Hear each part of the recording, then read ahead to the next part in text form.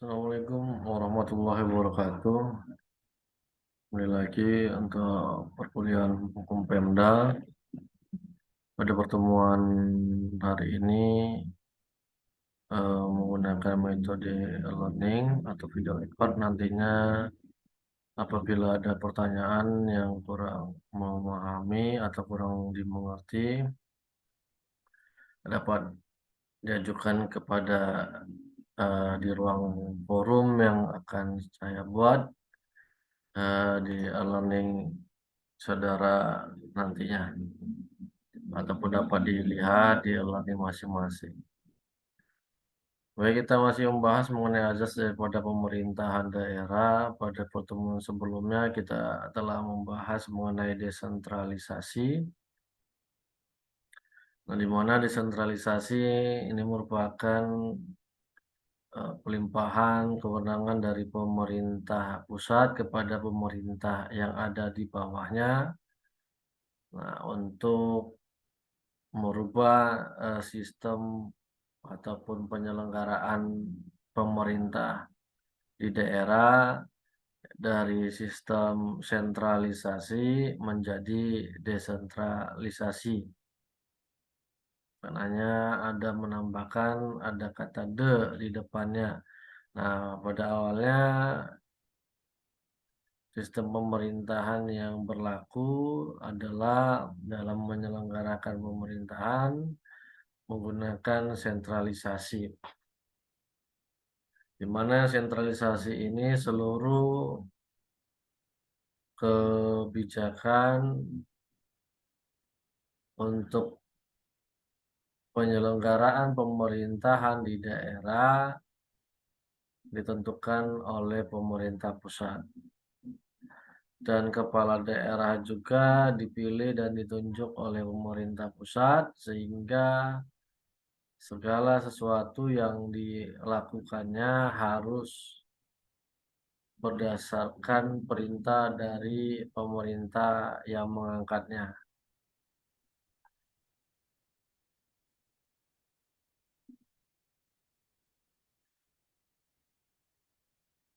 Walaupun kalau kita lihat ada kelebihan daripada sentralisasi ini. Yang pertama, sentralisasi bisa menjadi landasan kesatuan kebijakan lembaga atau masyarakat. Artinya bahwa dari seluruh daerah yang ada misalnya di Indonesia, dari Sabang sampai Merauke menggunakan satu kebijakan yang sama, dan baik di pusat maupun di daerah. Misalnya dalam pajak semuanya sama. Nah, kemudian ketenaga kerjaan semuanya sama. Yang kedua, dapat mencegah nafsu memisahkan diri dari negara dan dapat meningkatkan rasa persatuan. Nah, jadi untuk menghindari kekuatan kelompok-kelompok yang ingin memisahkan diri ataupun eh, merusak daripada persatuan. Nah, contoh yang kita alami pada masa penjajahan kolonial Belanda dan Jepang, di mana semuanya menggunakan sentralisasi. Jadi tidak ada peluang bagi masyarakat untuk melakukan pemberontakan secara lokal. Nah, tetapi masih bisa terjadi kan gitu. Yang ketiga, kelebihan daripada sentralisasi adalah meningkatkan rasa persamaan dalam perundang-undangan. Pemerintahan dan pengadilan sepanjang meliputi kepentingan seluruh rakyat adalah bersifat serupa. Nah, ini tadi yang saya katakan. Jadi peraturan perundang-undangan dari seluruh daerah yang ada di Indonesia itu adalah sama. Tidak ada eh, perbedaannya. Nah, ini yang nantinya bisa memberatkan masyarakat. Jadi misalnya dalam retribusi apapun. tidak melihat daripada kebutuhan ataupun penghasilan daripada rakyat setempat kan gitu. Nah, sehingga hal ini bisa memberatkan bagi daerah-daerah yang belum berkembang ataupun yang memiliki ekonomi yang sangat rendah. Nah, yang keempat, terdapat hasrat lebih mengutamakan umum daripada kepentingan daerah, golongan atau perorangan. Masalah keperluan umum menjadi beban merata dari seluruh pihak. Yang kelima, tenaga yang lemah dapat dihimpun menjadi satu kesatuan yang besar. Dan yang keenam, meningkatkan daya guna dan hasil guna dalam penyelenggaraan pemerintahan, meskipun hal tersebut belum merupakan suatu kepastian. Nah, inilah merupakan kelebihan daripada sentralisasi. Menurut J. Inhatwell, nah, jadi untuk menyamakan untuk satu perintah penggunaan sistem penyelenggaraan daerah dengan sentralisasi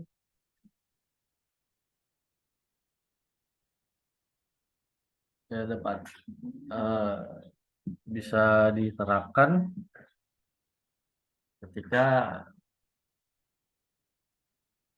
di negara-negara monarki kan gitu. Namun di negara kita yang menganut republik dari rakyat oleh rakyat dan untuk rakyat berdasarkan asas demokrasi tidak memungkinkan diterapkannya asas sentralisasi ini. Makanya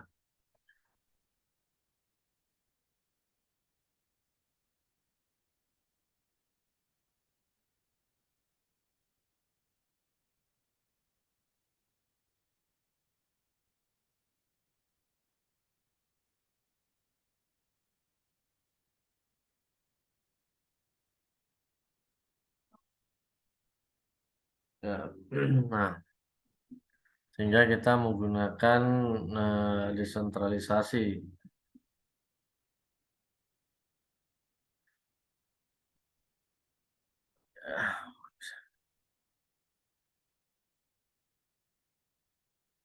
Ya, karena lahirnya konsep desentralisasi ini merupakan upaya untuk mewujudkan suatu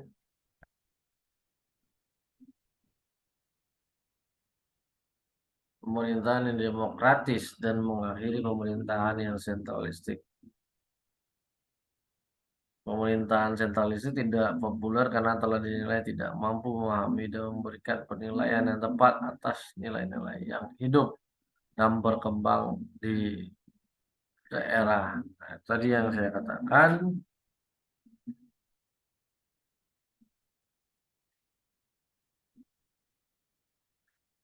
tujuannya adalah awal untuk menyamakan persepsi ataupun peraturan perundang-undangan. Namun dalam penerapan undang-undang atau peraturan perundang-undangan itu tidak semua daerah dapat menerapkannya karena berdasarkan kebiasaan ataupun nilai-nilai yang hidup di tengah masyarakat tersebut menjadi dasar dalam pembentukan satu peraturan perundang-undangan. Nah, maka untuk menciptakan satu kehidupan yang merata, adil, dan sejahtera berdasarkan asas masyarakat madani, nah, maka dibuatlah satu kewenangan pelimpahan kekuasaan dari pemerintah pusat kepada pemerintah daerah melalui desentralisasi ini.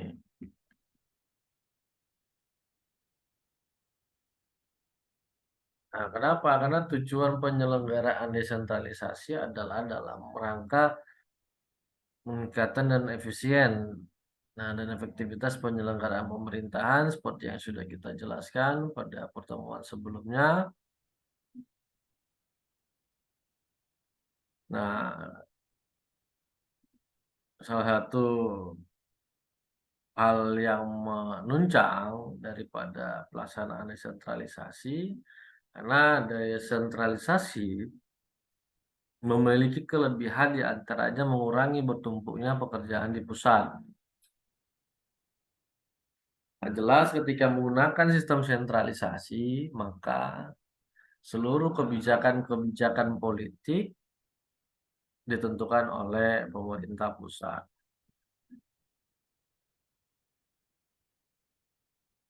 Ya, karena pemerintah kita presiden dan sekaligus beliau adalah kepala negara, nah, sehingga akan sulit untuk membagi waktu dalam eh,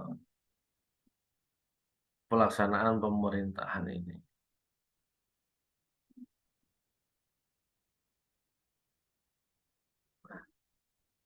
Sehingga presiden perlu ada bantuan atau dibantu dalam merumuskan kebijakan-kebijakan politik atau peraturan perundang-undangan untuk sebagai regulasi bagi masyarakat. Yang kedua adalah menghadapi masalah yang mendesak, yang mau menunggu instruksi, membutuhkan tindakan yang cepat, daerah tidak perlu menunggu instruksi dari pemerintah yang ada di atasnya, pemerintah pusat. Yang ketiga dapat mengurangi birokrasi dalam arti buruk karena setiap kebutuhan dapat segera dilaksanakan. Karena untuk ngurus IMB harus izin presiden dulu. Mereka memakan waktu yang cukup lama dan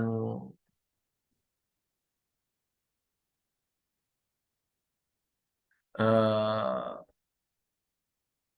penyelenggaraan negara itu jadi terhambat atau pembangunan. Yang keempat mengurangi kemungkinan kesewenang-wenangan dari pemerintah pusat. Nah ini sudah pasti kenapa dilakukan desentralisasi. Karena presiden merasa dirinya adalah sebagai raja. Jadi dia apa yang diucapkan itulah menjadi undang-undang bagi seluruh masyarakatnya. Yang kelima dapat memberikan kepuasan bagi daerah karena sifatnya lebih langsung. Nah, seperti pada pertemuan sebelumnya, bahwa desentralisasi kewenangan yang diberikan pemerintah pusat melalui sistem desentralisasi ini ada dua kewenangan atau kekuasaan. Yang pertama adalah kewenangan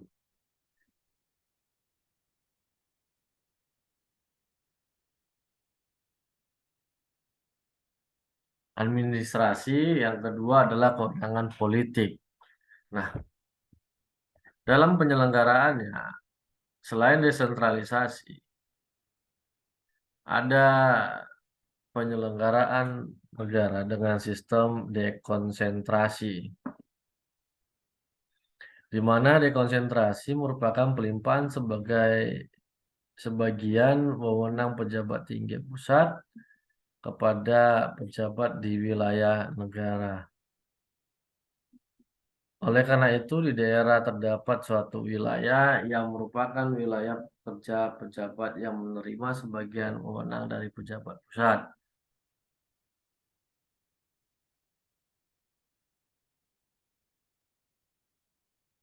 Wilayah kerja pejabat untuk pejabat pusat yang berada di daerah itu disebut wilayah administrasi.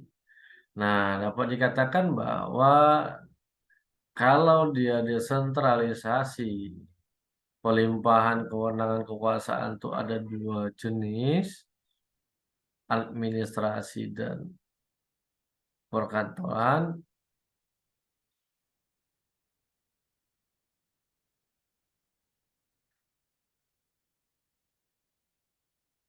Nah, kalau dia dekonsentrasi hanya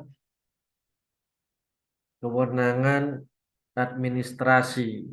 Di mana yang dimaksud dengan wilayah administrasi adalah wilayah kerja pejabat pusat yang menyelenggarakan kebijakan administrasi di daerah sebagai wakil dari pemerintah pusat.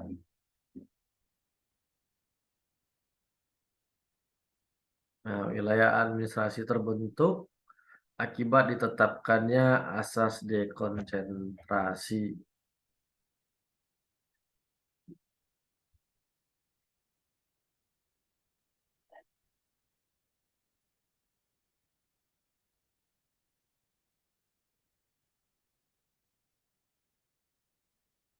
Jadi sehingga dekonsentrasi adalah pelimpahan sebagian urusan pemerintahan yang menjadi kewenangan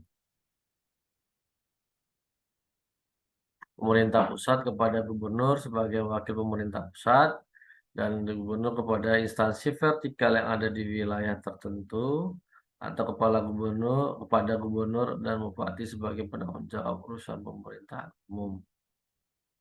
Nah, maksudnya adalah dalam sistem dekonsentrasi seperti pada pertemuan sebelumnya mengenai desentralisasi, kita sudah sama memahami bahwa desentralisasi itu tergantung kepada organ ataupun organisasinya.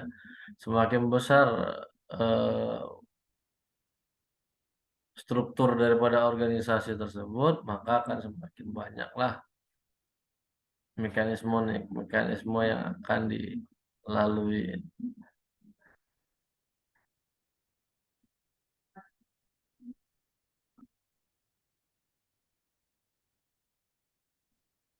Tuh. Nah, pejabat pusat akan membuat kantor-kantor beserta kelengkapannya di wilayah administrasi yang merupakan cabang dari kantor pusat. Kantor-kantor cabang yang berada di wilayah administrasi inilah yang disebut dengan instansi vertikal. Nah, seperti kementerian ada instansinya di sini, ya kan, dinasnya di sini, kantor perwakilannya.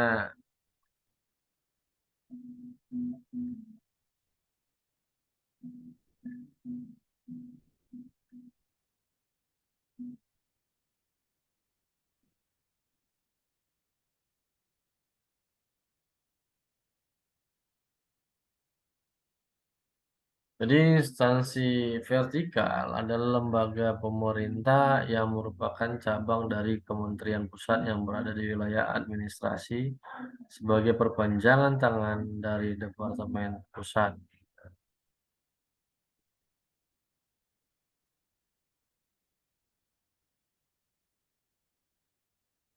Nah, jadi dia seperti vertikal.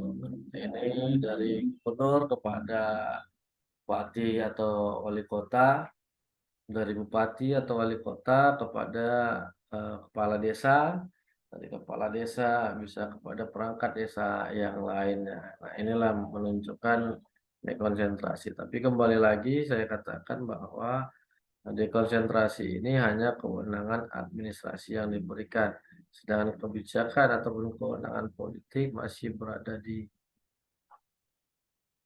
pejabat yang lebih tinggi. Nah, sama seperti desentralisasi, dekonsentrasi ini memiliki kelebihan. Yang pertama, secara politis, eksistensi dekonsentrasi akan dapat mengurangi keluhan-keluhan daerah, protes-protes daerah terhadap kebijakan pemerintah pusat. Artinya pemerintah daerah membantu koefisiensi, efektivitas, kecepatan daripada pelayanan publik. Kan tujuan daripada pemerintah daerah adalah untuk Pemda atau pemerintah daerah. Nah, sehingga bisa menyesuaikan dengan kondisi masyarakat sekitarnya. Yang kedua, secara ekonomis, aparat dekonsentrasi dapat membantu pemerintah dalam merumuskan perencanaan dan pelaksanaan melalui aliran informasi yang intensif yang disampaikan dari desa, dari daerah ke pusat.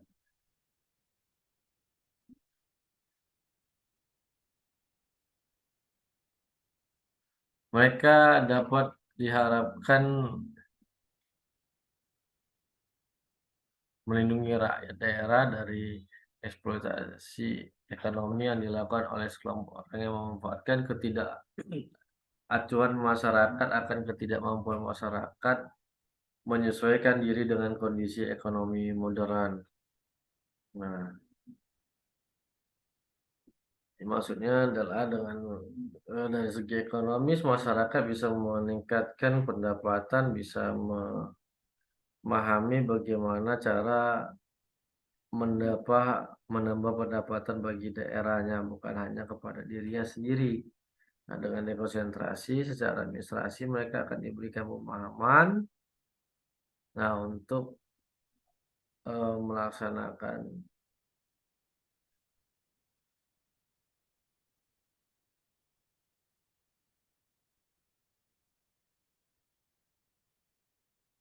Nah, yang ketiga, dekonsentrasi memungkinkan terjadinya kontak secara langsung antara pemerintah dengan rakyat. Jadi pelayanan publik itu bisa merata dan bisa lebih cepat. Jadi saya katakan tidak mengurus IMB nggak harus ke Jakarta kan gitu, minta persetujuan dari presiden atau menteri. Nah, bisa melalui dinas pelayanan terpadu satu pintu sekarang. Dan itu dia. Kelima, dapat menjadi alat yang efektif untuk menjamin persatuan dan kesatuan nasional. Nah, selain daripada dekonsentrasi, desentralisasi, ada satu lagi pelimpahan kewenangan melalui tugas pembantuan. Nah, tugas pembantuan ini adalah pemberian kemungkinan kepada pemerintah pusat atau pemerintah daerah yang tingkatannya lebih atas untuk dimintai bantuan pada pemerintah yang tingkatannya lebih rendah dalam menyelenggarakan tugas-tugas atau kepentingan yang termasuk urusan rumah tangga daerah yang diminta bantuan. Nah, misalnya dari pemerintah provinsi kepada pemerintah kabupaten kota dan seterusnya. Nah, tujuan diberikannya tugas pembantuan adalah untuk lebih meningkatkan efektivitas dan efisiensi penyelenggaraan pembangunan serta pelayanan umum kepada masyarakat. Yang kedua, bertujuan untuk memperlancar pelaksanaan tugas dan penyelesaian permasalahan serta membantu mengembangkan pembangunan daerah dan desa sesuai dengan potensi dan karakteristiknya. Yang terakhir adalah keterbatasan. Nah, kenapa pertimbangan dilaksanakannya tugas pembantuan dan keterbatasan kemampuan pemerintah atau pemerintah daerah untuk menjangkau masyarakat-masyarakat yang ada di pelosok daerah. Kemudian sifat suatu urusan yang sulit dilaksanakan dengan baik tanpa mengikutsertakan pemerintahan daerah. Perkembangan dan kebutuhan masyarakat sehingga sesuatu urusan pemerintah akan lebih berdaya guna dan berhasil guna apabila ditugaskan kepada pemerintah daerah. Nah, dalam hal ini tanggung jawab masih tetap kepada pemerintah yang menyuruhnya. Nah, jadi tugas pembantuan hanya ibaratkan pelaksana tugasnya saja, tapi beban tanggung jawab tetap kepada pemerintah yang memberikan uh, titah ataupun arahan. Baik, demikian untuk materi pada hari ini. Apabila ada pertanyaan nanti bisa ditanyakan melalui online ataupun forum diskusi kita. Demikian, Assalamualaikum warahmatullahi wabarakatuh.